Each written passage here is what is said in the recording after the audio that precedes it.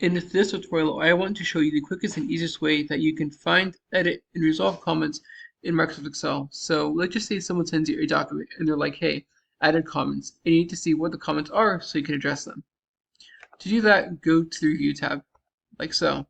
And then from here, you're going to go to the comments grouping and click on Show Comments. This box will pop up to the right for all the comments that are in the document that you're working in.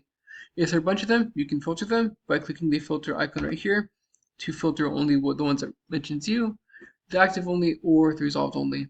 And here you can see that there are comments for double checking, triple checking, and double checking again.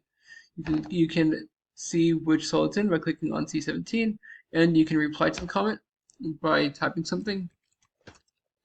By typing check, for example, and press Control Enter to post the comment. Or you can edit the comment if it's your comment by clicking the pen right there. So you can get rid of the comment like that, or type in something else if you want to. Or you can get rid of the comment entirely, clicking on the three dots right there, clicking on Resolve Thread. So it will still show up, but it will show as resolved.